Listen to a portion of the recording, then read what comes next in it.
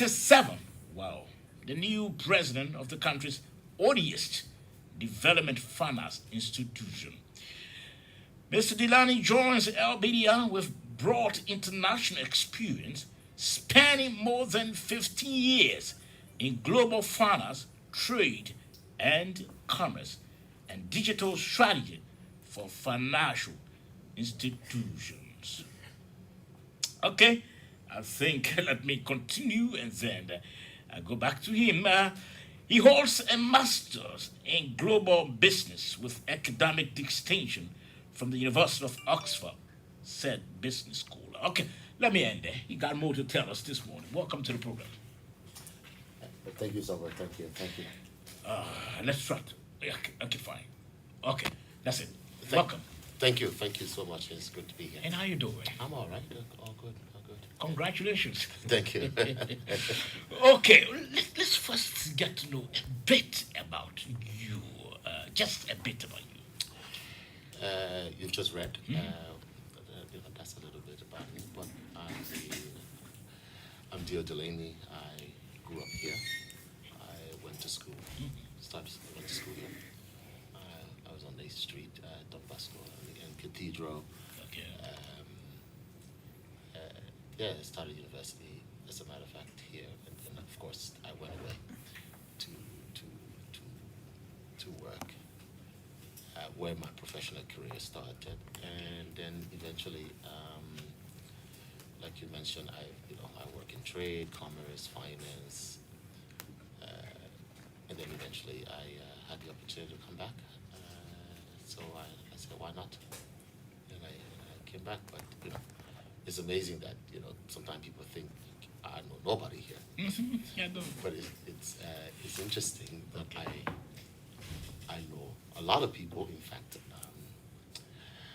strangely, sadly, but I also know a few Zogos on the streets, some of whom I went to school with. Wow.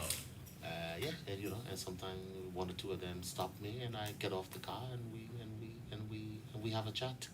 You recognize him. Yeah, you recognize he recognizes me. I recognize him as well. And the other day I was on Randall Street, and he came up to me and said, "Dale," I'm like, "Hey, we call a nickname," and everybody thought they were going to harass me.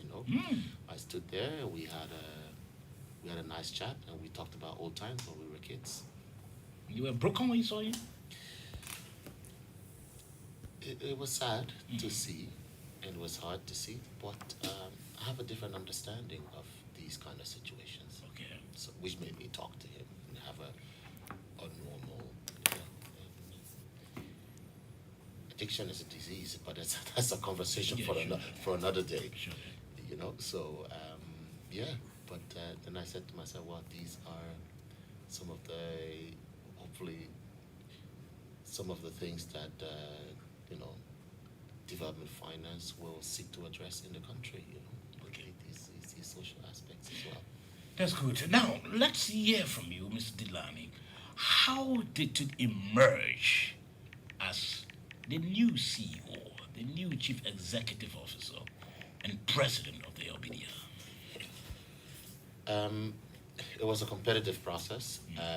It was so I applied. For the role, and I applied for the role when I was working for Accenture. Accenture is the largest consulting firm in the world, and I was heading one of the digital practice groups. And then I saw the role, but at the same time, when I was working for Accenture, I was also on the global steering committee for traceability for COVAX. So COVAX is the financing facility that was put together by the Global Alliance for Vaccines, Gavi, the World Bank with funding from USAID, and it is the secretariat administering that is in Geneva. Okay. And I was on the global steering committee for tracing the vaccines, because at the time there were all these concerns about fake vaccines.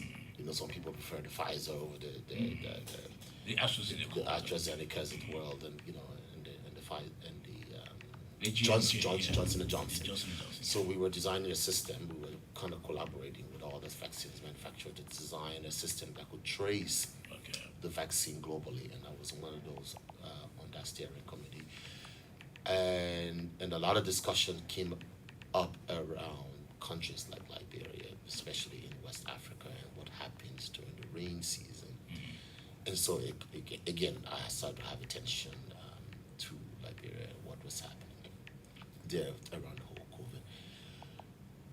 And then eventually I saw that the role was up, and I Being said, advertised. Advertised, correct. And then I applied, and then went through the entire process. But the inspiration and the motivation was, okay, you know, this is the second time I'm seeing what financing can do for, for the social status quo. And mobilizing finance in a specific way can be impactful. And here is our own development finance institution that could just do the same for the country. So I was motivated, and that was a pitch to the board, and then eventually I emerged as the candidate. What do you think set you apart? What do you think gives you the leverage over the others?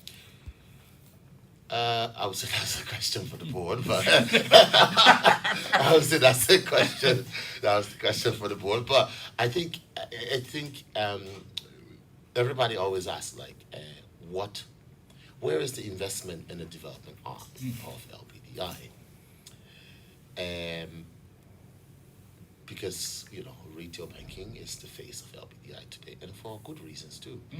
But what set us apart is that finance is trust, is network today, and is joining the dots of development, packaging it into a bankable project. Okay. Right? So, for instance, take the World Bank. The World Bank operates out of Washington, D.C. It doesn't finance Washington, D.C. Okay. Right? The World Bank is in some of the most difficult places on the planet. What are they doing? They're using the skills to package what will be difficult and unbankable projects into something that people are willing to invest in. Hence, you see the World Bank roads in Liberia, in Sierra Leone, in difficult places, and and emerging markets, as they were referred to it. And this is the same concept the LBDIs of the world were designed to do. And I've worked in those circumstances, in those contexts before, and that's something I hope to bring back. And I think that was something I would say set me apart, because that was my pitch continuously to the board, that LBDI is the offshoots of the whole design of the kind of World Bank system, right?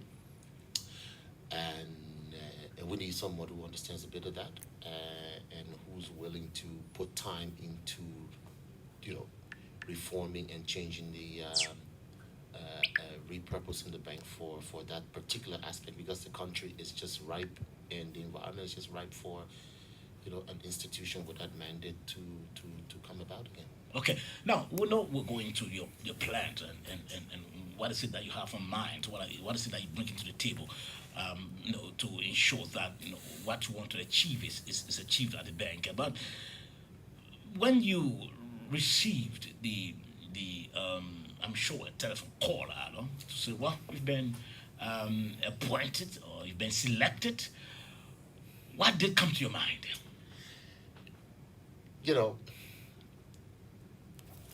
Let me, when I received the call, let me say what I was actually doing.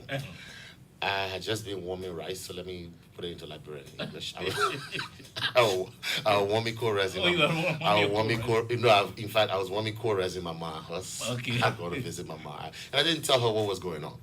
And I was just a bit tense, because I had two other job offers that I had to make a decision on almost immediately. Okay.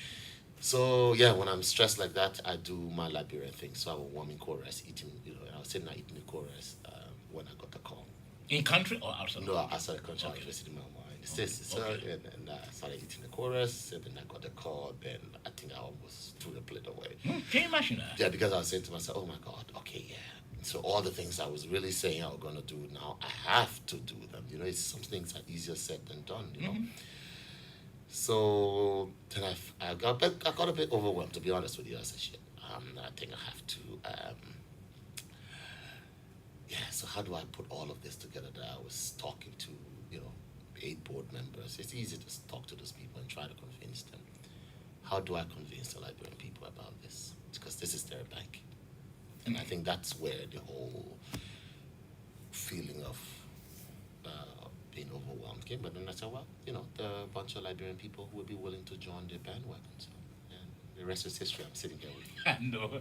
And now you are the president of the bank. Now, you've taken office, I'm sure. Correct. 1st of May. How was it, your first day in office? The first day in office, that was 1st of May. A week after I took office, one of the issues that I was asked to address, and one of the major issues of a bank that I think is no surprise that the bank went into trouble, you know, is corporate governance. Corporate governance is like, let me put it in simple English. Corporate governance is just at the bottom of a bucket, right? The whole essence of the bucket is to be able to keep water. Surely. And be able to pour the water out when you want to. And the corporate governance is like the bottom of the bucket. And if the bottom of the bucket is not there, then there is no bucket. So then the bank closes. But if the bottom of the bucket is there with hole, it means that, okay, it's there but not strong. So You can either patch the hole. you can patch the hole or you fix the hole, right? So the corporate governance has to do with, so that's how it is, because it's the corporate governance that keep the money in the bank and keep the money when you ready to, instead of the money flowing from under the bucket, which is not what the bucket was meant to be, you can pour the money out, which means you have control over how what is in the bucket. So the first week in the bank, we had to tackle some issues because we lost some shareholders. We lost some of the good shareholders, like international institutions who helped set up LBDI, like the IFC, like the European Investment Bank, because these are all sister institutions of LBDI, right? And we went on what we call a charm offensive. We went to go look for them to tell and say, oh, there's new management here, and we want you to help us with strengthening the corporate governance again. We were to even ask for money here, but we want you to help us so that we can make the whole working of the bank strong. Okay. Because even when you get a bank money, and all the way the bank, all the paperwork, all the laws, all the things that are supposed to make us to be able to manage the money well. But everything not in place, It's difficult to manage the money. it's difficult to manage the money. Yeah. So the first day and the first week and the first month, I was in office, or 2 months out in office, I was running all around telling people, partners, because the bank was designed to work with those partners. So going to them and say, oh, yeah, and we beg you, give us some time to, put ourselves together, but also we want you to help us put ourselves together so that when we're ready, when you decide to start working with us again, we will be of the standard that that you expect from a bank like us. But I'm sure before going to them, though you were not in the bank at the time they left, they too get an appreciable level of understanding as to why they left, why those major shareholders left the bank. Well, it's understandable. We were in crisis. We were in crisis. The war, the war in Liberia, tore down everything. And at some point in time, if you're designed for one thing, and you pivot into another thing, people who are interested in the other thing go away. So at some point in time, we had to survive as a commercial bank, and there are all the good reasons for that. At one point in time, we were the only bank in this country. Yeah. So obviously,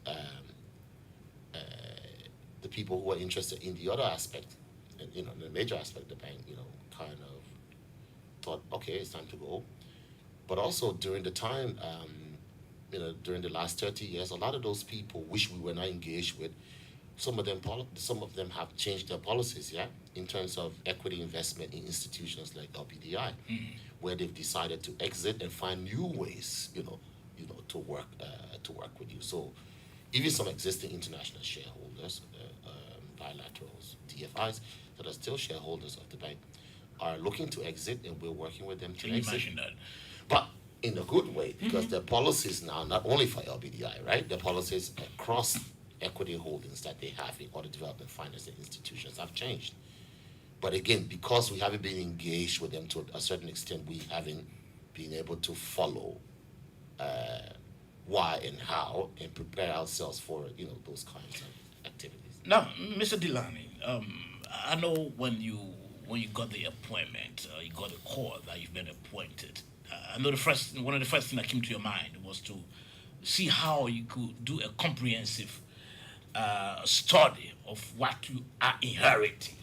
Do you care to share that with us? Because I haven't done it yet. Oh, you haven't done it? No. Why? First and foremost, we know we're in trouble, so we acknowledge that. But in order to do a comprehensive study, if we want this bank to be good, we need time. We're building an institution for a lifetime.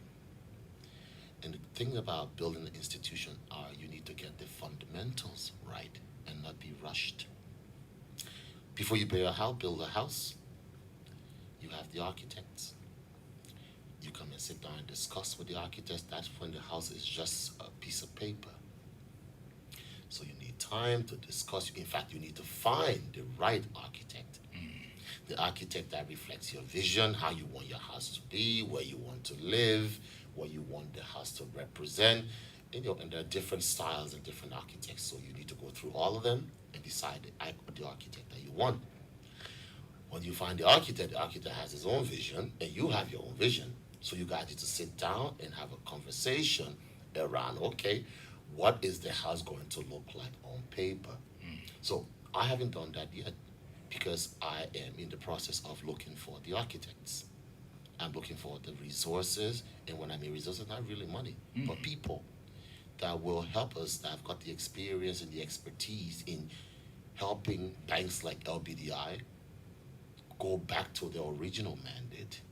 And those are the discussions we're having. And who are these people? Where have they worked? Which institutions? What can we reference with them? What do they know about Liberia? So that when we're designing this audit, as you want to put it, we are clear in are looking for, right? And that's something we're still in the process of doing.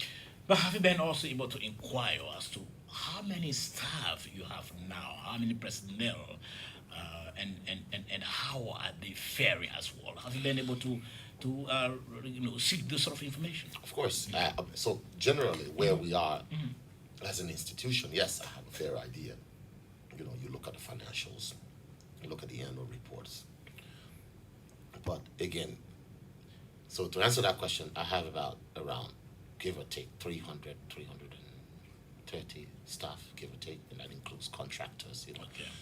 But I'll also include outsourced services, that's something else in Liberia that needs to be your cleaners and whatever, your generator people, even that you outsource, they are part of your non-staff payroll. So we're talking about around 350 plus. How are they faring? I mean, they're some of the most resilient people I know. They've kept this bank alive so that I could come and, work and collaborate with them.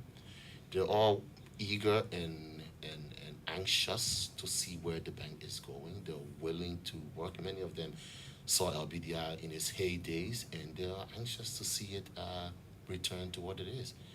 And for me, that's what wakes me up every morning, to know that there are 350 plus people that are willing to, and happy to say, dear, we are at your back and we support you. They are, some of them, again, I said they are some of the most resilient people. We are under administration in a bit. We're under tight supervision. So we have a resident central bank office there to kind of help us steer the bank. and we've gone through staff deduction and salaries and all of that, and it's a tremendous show of support by the staff of LBDI that they're willing to take a haircut to keep the bank alive, and this is something I commend them for. And it is their dedication and their demonstration to the Liberian people that they're willing to bring this bank back to where it should be. I know you've been also looking at the financial records. Are you quite pleased with your financial position as a bank? No, no. Again, we lost customers. We hemorrhaged customers. We're back in. We don't have the digital banking. Sometimes some of ATM but not working. The cards, and the other banks moved ahead. And the funny thing about banking is, it's like clothes, right? You look in the mirror, you say, "Oh, I'm going to a wedding today. Maybe I shouldn't wear short trousers." So you put on your long trouser. So it's like banking. If I'll be there with a short trouser and you need a long trouser to go to the wedding, you will go to Echo Bank. So What a good analogy. yeah, you go to sometimes I say to the staff that people get, "Oh, the people left us." Yeah, but banking is not friendship; it's business. Yeah, surely. If I need to make my transfer, no matter how much I like you, being able to do it on the time I want it, I would have to go. So those are some of the reasons why the financials are where we are. But that creates a huge opportunity for us to reinvent ourselves and come back into the market as something else in a new position. You're listening to the Super Money Show right here on the OBC 99.9 and other frequencies across Liberia. Our studio guest is the new Chief Executive Officer and President of the Liberia Bank for Development and Investment, Dio Delani. He's our guest this morning. The LBDI being, if I the audience, how do you think, Mr. Delani, sitting in your corner and in your bedroom and thinking about how you can reinvent the wheels? What are you first looking at? I heard you do initially saying that you are holding discussions with some of your shears, but I know it's more than that. You got a lot of plans beyond that. Just bring us up to speed with that if you can. So if I were to put it into sequence, right? And let me talk to the ordinary Liberian people. So if I say what I'll do first is corporate governance, but they call it strengthening the bank, getting the right people and all the right rules on how to run the bank to get it together first. We need to do that in order to be able to keep your money. If we get the rules around how to keep your money right when your money comes, we're not spending it right. In fact, we need to do that to build confidence. Everybody left from us because they were not sure that the rules and how we're going to manage the money and all the things that was also do for them, that how people lose confidence in the bank. Because when you're not sure about the bank, there you go. The next thing after you the corporate governance, when you put all the rules together, you get all the right people, you get all the, do that all day, what you're talking about to see where we are and all that kind of thing.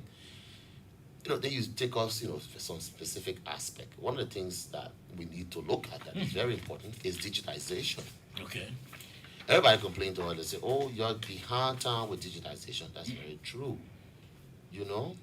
Digitization is one of the first thing after the corporate governance that I would take on, because digitization today is one of the major tools for democracy.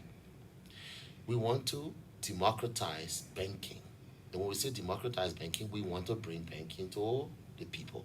We want to bring banking to the market, we mean to the pimping boys, to the keke boys, because they constitute about 80% of the country population, business population. And the only tool that you can use today is to bring banking to them. Today, everybody can talk to anybody in America in democratization of the through the internet, right? With WhatsApp, with Facebook, it shouldn't be any different from banking. So we should digitize. So when people tell me, say, branch not in Lofa, well, yeah, we'll put a branch in Lofa, but I want the people in Lofa to be able to bank from their phone. And I want them to be able to understand where banking, and we should bring them the banking that they want and the banking that they know. Today, how they bank outside the banking system should be adapted to them for banking today, right? Okay. So that's the first thing we want to do is digitization. And we want to do it well. We want to do it by having create the backbone infrastructure for, because at the end of the day, everybody want to see the app, right? But behind that app there, they get all the data center, they get the server room, they get the fiber optic cable, they get the stable electricity. All that need to be working first before you before you have the app. The app that at the end, when you're eating food on the plate, soup and rest, that somebody went to the market, and in fact the market had to be there. Then somebody had to catch the fish, somebody had to do this, somebody had to do that. Then the person had to go to the market, bring the food and put it in that cooking before the food got on the plate. Sure. So all that background work there has to happen before we push the final product, which would be the app or something online and stuff like that. And we ask them with the patient, but that's what we'll do first. Okay. So your first approach is digitization. Transition. Yeah. Okay. So after which, what next? Digitalization, then you also start to look at, because digitalization is twofold. Then you start to look at other aspects now. There's some of the big aspects, investment in road, the real development finance now, in the projects, so roads, agriculture, so working with cooperatives, for instance, agriculture project, fishery, whether processing or meat packing,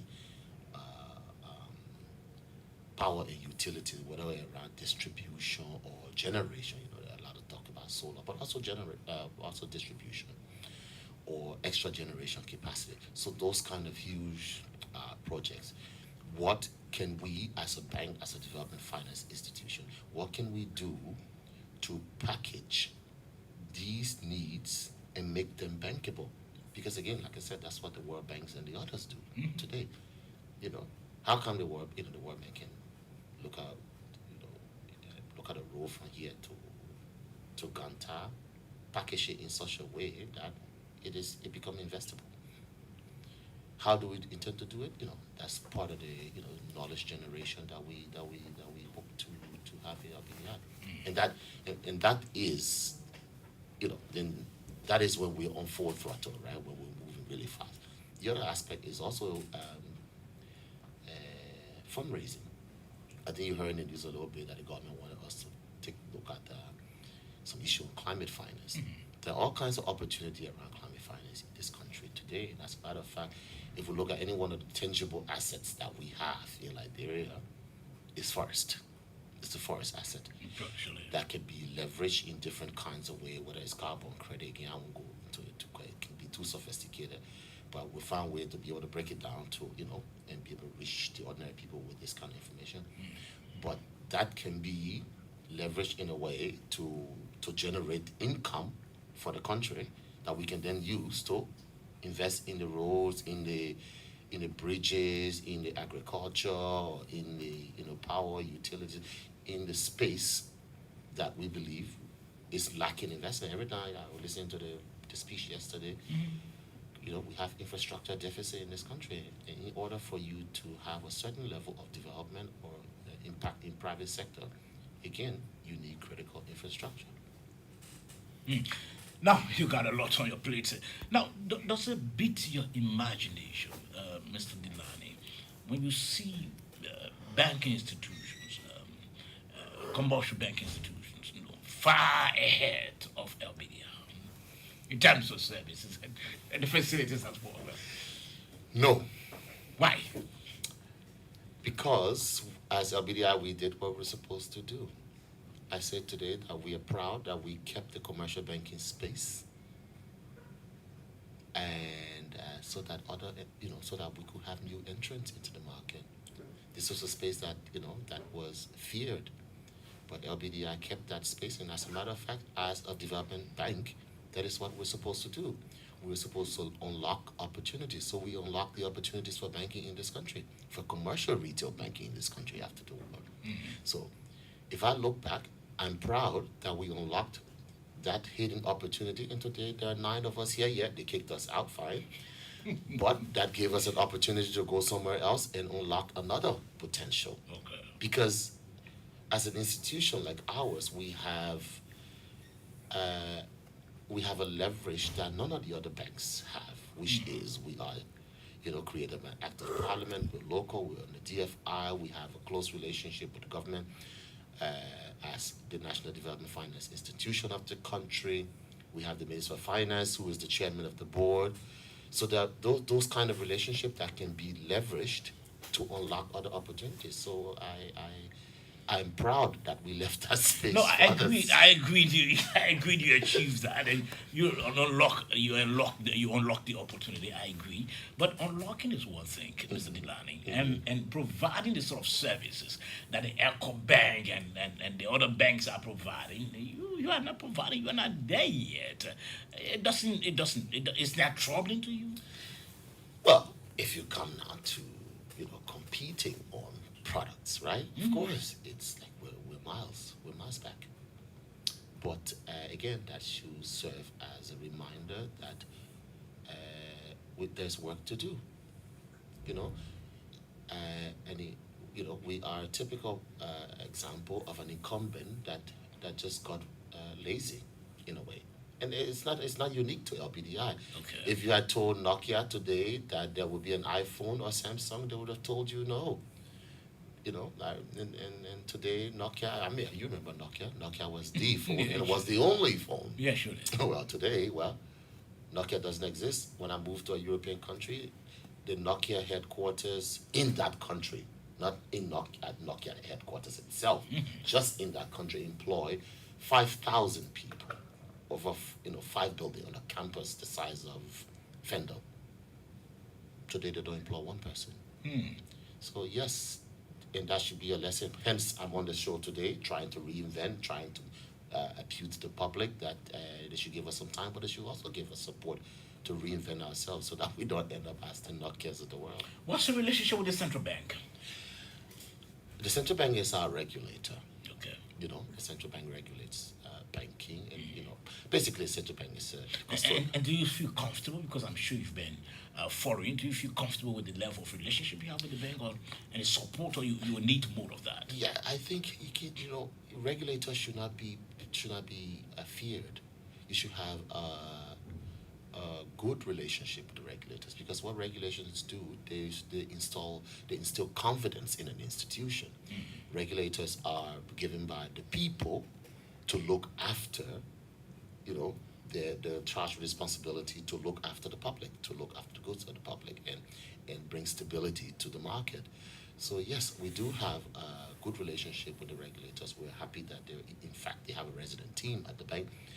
And of all other banks, as a matter of fact, we as a a public institution should be even more appreciative of the regulators, because they keep us afloat, and they help their presence reinforce the confidence that we're looking for. So yeah, we have a good relationship with them, and I think we intend to maintain that.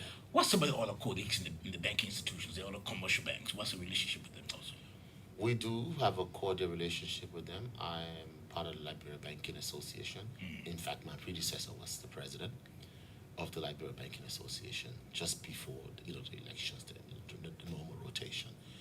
I'm the new kid on the block, literally the kid, and they're holding my hands as to what the ropes of the commercial banking is. I was just at my first meeting with them in the central bank as part of the Bankers Association. So yeah, I'm getting a lot of support from them as to where we're seeing things and where we want to go. Being a financial a banker, in fact, I know your role basically is not just about trying to improve the operations of the LBDI, but we're looking at also the financial sector, trying to discuss with your peers, your colleagues, to ensuring that including the central bank, to ensuring that the sector is what improved. What is it you are thinking? What's your current rating about the sector before when we ask about what you are thinking about the sector? I always say that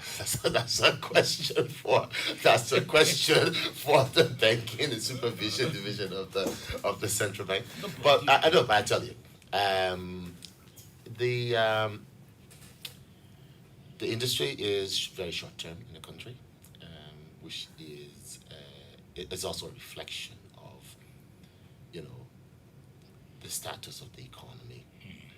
We are a heavily trade import dependent country, and so everything is trade. We're the economy is characterized by traders and short term trading, and that's the nature of the business. okay. So it means that a lot of financing is going into trade activities, and so the industry and ourselves are a big part of us are exposed to trade because because of that, there's a short term nature in the industry because trading is I get the goods in, I hold it for a while, you know, I flip it, and then I reorder.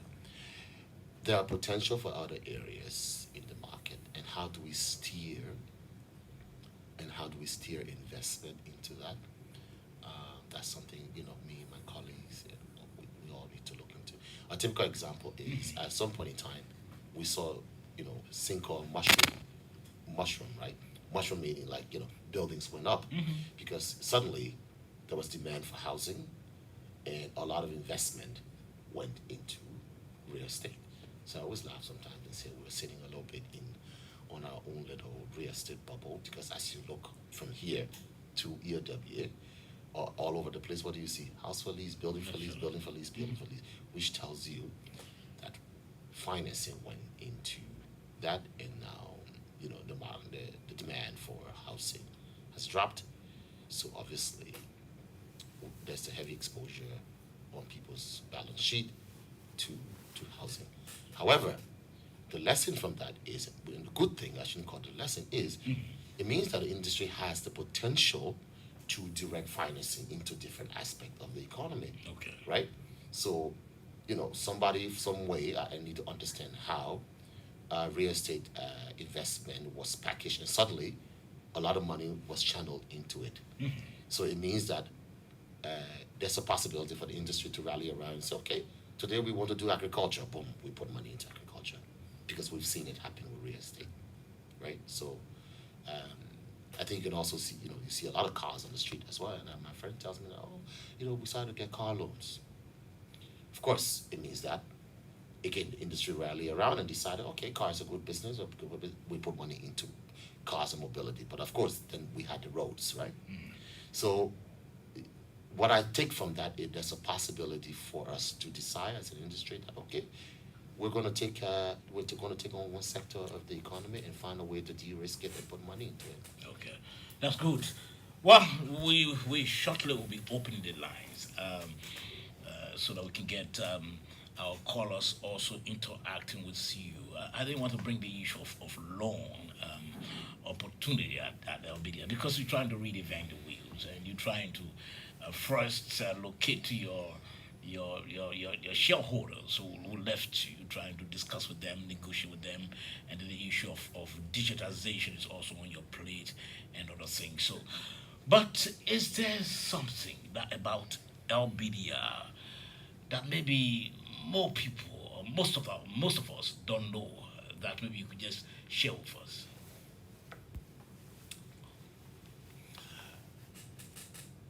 LBDI is really what we call the Liberian People's Bank. Okay. Yeah. LBDI does not have only a license, a banking license. We have a charter and we are created by an act of parliament. To change anything fundamental to LBDI is almost like it's basically changing our law. Okay. It means that the Liberian people um, have to agree that this is what needs to happen. And this is the reason why we're on the air talking to Liberian people. Many other banks may not, but it's because we as a bank are accountable to not only the Liberian people as a customer, but the Liberian people as a people who created the bank. Yeah, surely. And this is something, that's the message I want to get through, that the the Liberian people, this is their bank and they should hold the bank accountable, just like they will hold a ministry accountable. Okay. Because they created this bank. So they have the right, and I'm happy, sometimes when they tell me, I took my money from the bank, I say, yeah, my man, you have the right to take the money from the bank because when you're not working. So for me, that's the primary message I want to drive home, Okay. that the bank is accountable to the people as well. I can remember some months ago, some of my colleagues were discussing it, and they said, we're asking each other, where are you, what do you have your little savings? And somebody, my colleagues were, name me other banks, the new banks around. And I said, well, I'm still with the LBDI. I said, remember, you old-fashioned man, and you're still with the old-fashioned bank. I said, I don't think so. I think LBDI is just the Liberian owned, so we need to support it. But I hear people talk about everybody went to the other bank. Let me tell you something about capital. Some of the most, in fact, the most mobile thing in the world today is capital. 1 million that was Lehman Brothers, worth billions of dollars. The next day, it wasn't worth $1. When you're doing something right, nothing against the other banks. I'll be here on the show again saying, oh my God, you're going to be asking me, what did you do that we all left the other banks and are with you? Capital moves like this, and it moves fast. Wow. So if you're doing it right, tomorrow I'll flip that question to you and be asking you, why did you move your account back to LBDI? Well, I'm still there anyway. Let me open the lines quickly. 0776 540-987. That's the number to call. We have the new president and the CEO. That's the chief executive officer of the Liberia Bank for Development and Investment, Ms. Dio Delany. Good morning. Yes, good morning. Your name and where you calling from quickly? My name is Nathan Foncia. I'm the head of... Oh, he's off the line.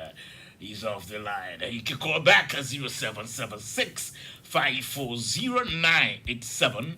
That's the number to call, and you are live on the SMS this morning. And of course, on the show, we have as our guest the new president of the LBDI, Mr. Dio Delany. He's our guest here, so you can put your calls and speak with him. Good morning. Good morning, my dear brother. Yes, I'm okay. Go right ahead quickly. Okay, my name is Nelson Bryant. I live in Ghana. I bank with LBDI, but I'm visiting Monrovia and listen to the show. Thank you, Mr. President, for the opportunity. I think I want to say for the first time to hear a public relation about LBDI. I have this concern about Liberian-owned bank. It puzzles me every time I think about the banking sector. Why would Nigerians and Ghanaians ideas continue to flake in Liberia with one pitiful LBDI? I also want to suggest that there's a need for more public relations, Mr. President, as you take on. Moreover, I think there is a need for that business opportunity for profit. Liberians are all in the 15 countries. If LBDI may be thinking to solve the financial problem of Liberia with expansion, I want to suggest, Mr. President, that it will help to alleviate most of the problem. Go there, take the risk, solve Liberian problem, engage with Liberian, just as perhaps NASCO is doing. And you can raise NASCO money and put it in Liberian bank to those places. Okay. I'd be really glad to see those kinds of programs. Many thanks. You made your point. So let's call her. Good morning. Yeah, how are you? I'm okay. Well, this is Milton D. Swoop on Electoral District for Grand Pastor County. Okay. Well, let me applaud our father in the studio, and we know that life by all costs it come by time, and now is the time for you to serve the Liberian people in that bank. And so I'm wishing a success, and all those who have been working also there, let them also open their arms to work along with him, so that as that bank can live on another level to another level. Thank you, that is you. Many thanks. Let me take this call on the line. Good morning. Good morning, Brother Saba. Yes. This is M2 Carway calling from Flores Market. Okay. Go right ahead. Let me applaud the new president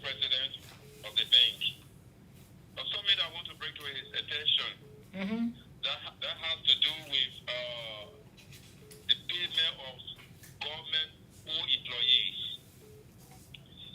We have been transferred on NAFTA.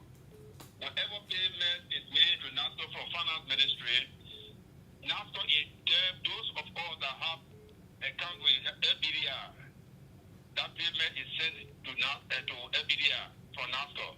But unfortunately for us, whenever payment is made there for us, it takes almost 2 weeks before a disbursement is made to us. And that is too heavy for us. We are pensioners. So Okay. I want you to work in that direction. There are another concern has to do with this. The institution there is not looming pensioners. I want you to consider us. Okay.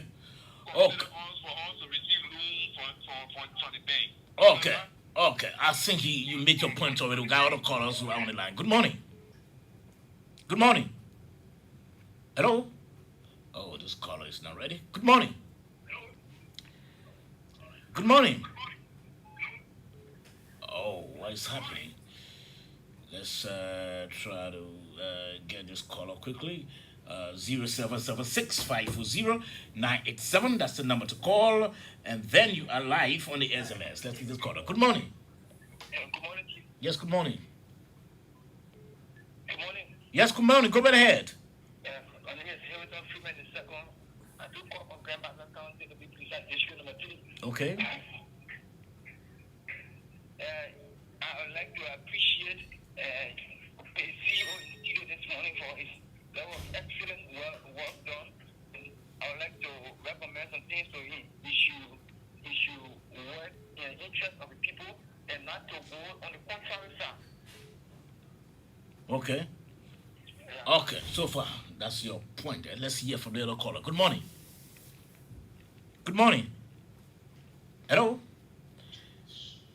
Hello? Hello?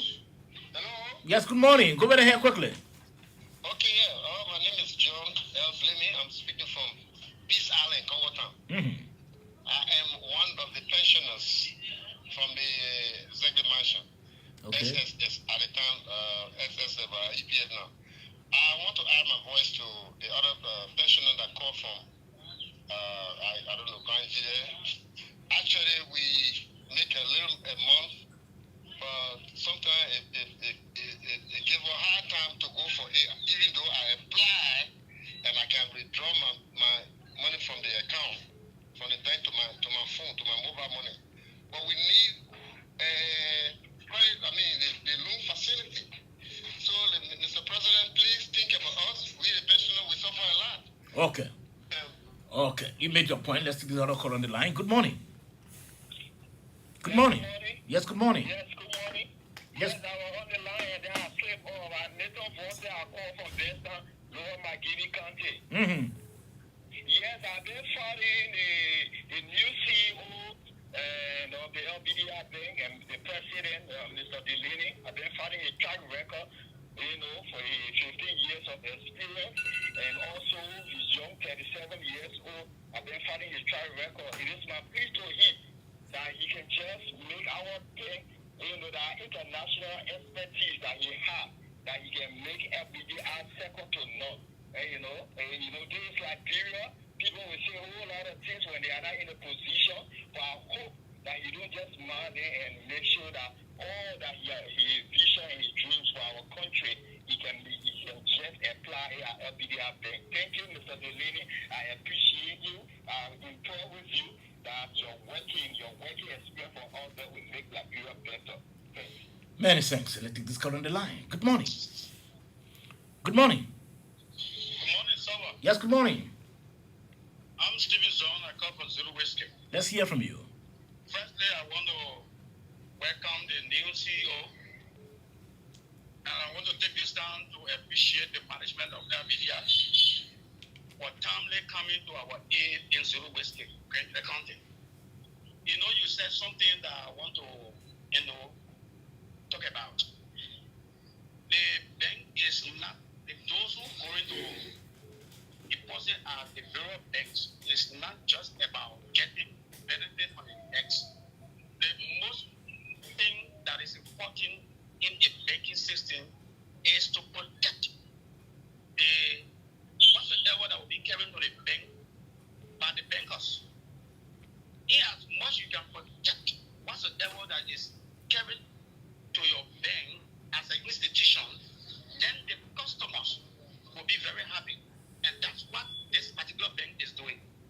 especially the branch that is in Switch, I must commend them. When Ecobank squandered our money, they came to our aid. And up to this time, they are doing what Okay. they're supposed to do. Thank you Okay. very much. Many thanks. Many thanks. Let's take this call on the line. This last call, I'm sure. Good morning. Good morning. Good morning, sir. Yes, good morning. I want to congratulate the new president in studio. I'm Anthony calling from Broadway. Anthony Yonne calling from Broadway. Okay. All right. Many thanks. I think you just try to congratulate him. Let's take this last caller. Good morning. Hello? They must have a money go to then you will take the 3-4 days. They can make instant payment like the way GT Bank, other banks are doing. Or go to wait 4-5 days, then they are not even giving us many years. We are not posted the money because they give us many. They check out to go for clearing. Why it have to happen so?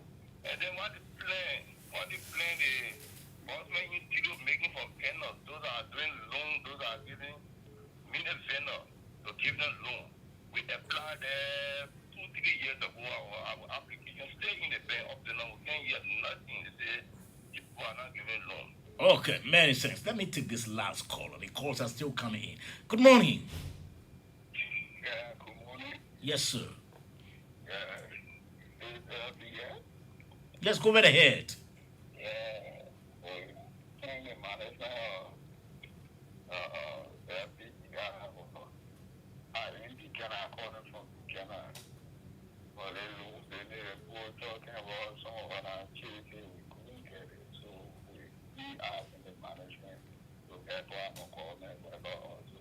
Okay.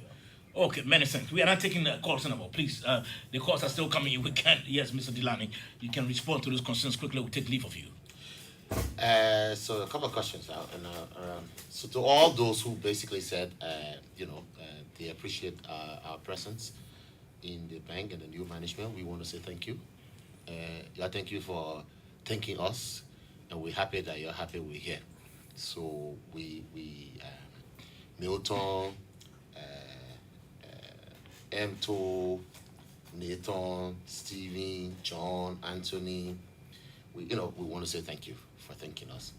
But to answer some of the direct questions, Milton, first Nelson, what you're basically talking about is access to finance. And we believe that every Liberian through their bank should be able to have access to finance. That's what the bank is all about. So let's put it this way, especially say ordinary Liberian, the market with me, the pen board, the keke board, they right out of my office are looking out the whole day. I can go sit down with them and talk to them, lecture and people, and I sit down lecturing with them on how to bring access to finance to them. And this is something that is very paramount to how we rebrand and how we restructure and how we repurpose this bank. It should be able to bring access to finance to everybody. You'll be hearing from us in the newspapers in the next couple of days on some of the steps that we want to start taking with regards to ensuring and redistributing access to finance for ordinary Liberians. So again, it comes to also digitization. We don't need to even have brick and mortar in Lofa or in other places in Liberia. Once we get the right internet infrastructure and digital infrastructure, your bank will be right on your phone. But we even need to get you. You even need to go to the bank. The same thing for all the pensioners. I have been sometimes I go down when distributing the NASCAR pension when they're paying people up. I can go there. I can see the old people that can be giving it. They say, "Oh, the boy gave me a hard time when I spend it today. When I spend it, then they can't get it." I said, "I put money in the bank. We explain it until they understand it." That woman over there, when she understand it, because, or when she giving you hard time, because she understand it, and we have to explain it until we understand it. But the other thing is, now you not tell us that give me a hard time. There's more need for why we should digitize, because then the woman need to come. Then she need to come to the bank. You're saying you need to come from Zwedru. Your bill will be on your phone and you get your money on your phone. Talking about the loan to pension, there's something also very interesting that I never thought about. So I take note of it because your money in the bank all the time ain't consistent anyway. So maybe there's something that can be put into place, but I don't know yet, and I won't come to any promise. But yeah, but loan to pensioner, something I can go and look into it, ask the people in there and hear. Stephen talk about putting the right thing. But still, in banking English again, it comes back to corporate governance. When you have strong corporate governance, then the customers have confidence in the institution.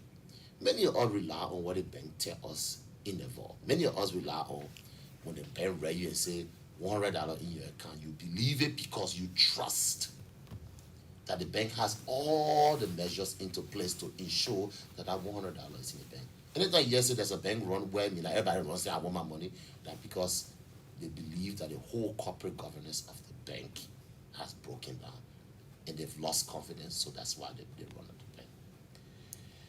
And then the last bit is all about the clearing, the settlement, the 2 weeks, and all of that. Again, those are the areas when you talk about products, those are the areas the other banks are ahead of us. That where the other bank they're ahead of us, and that's something we gotta do, and that's something we gotta do quick.